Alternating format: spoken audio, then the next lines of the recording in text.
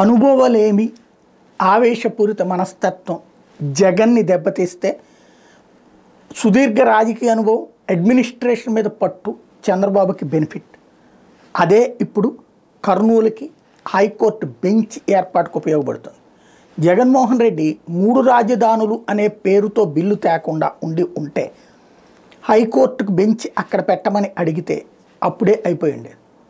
తన administration activity విశాఖకి తరలించడానికి ఏ బిల్లు అక్కర్లా, తను వెళ్ళి కూర్చుని పరిపాలన ప్రారంభిస్తే ఇవాళ రోజున ఈ రచ్చే ఉండేది కాదు.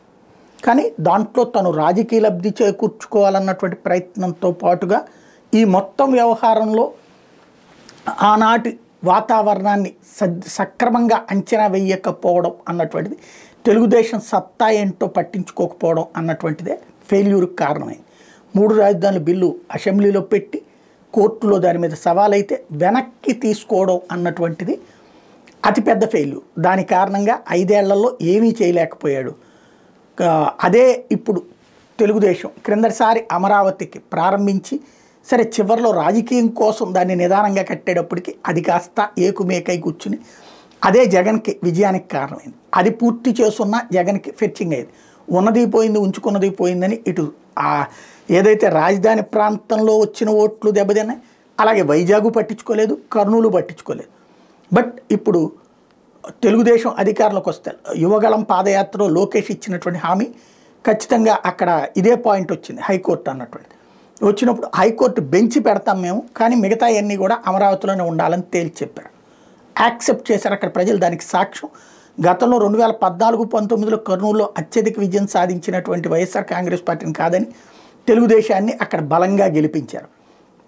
తెలుగుదేశం, భారతీయ జనతా పార్టీ, జనసేన కూటమి. అది ఇంపాక్ట్ అయింది. ఇప్పుడు అక్కడ కర్నూలు హైకోర్టు అన్నట్టు ఒక సిస్టమేటిక్గా తీసుకెళ్లారు. హైకోర్టు బెంచ్ అన్నటువంటి ఆల్రెడీ ఒక లెటర్ రాయటం, ఆ తర్వాత అసెంబ్లీలో తీర్మానం చేయడం, ఈ తీర్మానాన్ని అమలు చేయమని చెప్పి అధికారికంగా పంపించడం.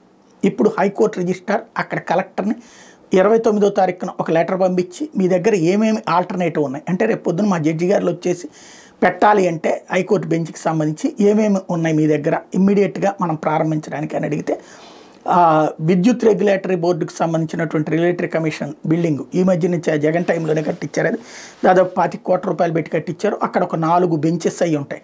అంటే 4 జడ్జీలు ఉండటానికి తగిన ఏర్పాటు ఉంటుంది. అట్లాగే అక్కడ జడ్జీల నివాసానికి కావాల్సినటువంటి ప్రదేశం ఉంది, అది అందుబాటులో ఉంది అని చెప్తే మొత్తం 15 మంది జడ్జీలను అక్కడికి పంపించాలనుకుంటున్నాం, దానికి తగ్గట్టుగా చూడమని చెప్పారు.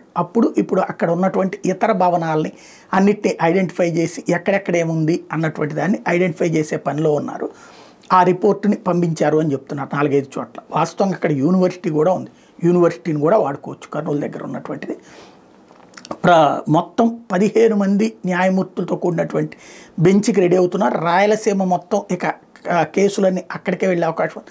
దాంతోపాటుగా నెల్లూరు, ప్రకాశం జిల్లాలని కూడా కర్నూలు బెంచ్కి అటాచ్ చేయడానికి రంగం సిద్ధమవుతుంది. మేబీ 6 నెలల్లోనూ ఏడాదిలోగానో అది పూర్తయినా ఆశ్చర్యపోనక్కలేదు. ఒక అద్భుతమైనటువంటి అవకాశం ఇది. మాట నిలుపుకున్నట్టు ఉంటుంది చంద్రబాబు గారితో పాటుగా కూటమి. అదే సందర్భంలో కర్నూలుతో పాటుగా రాయలసీమ ప్రాంత వాసుల యొక్క సుదీర్ఘకాలపు కోరిక నెరవేరినట్టు అవుతుంది.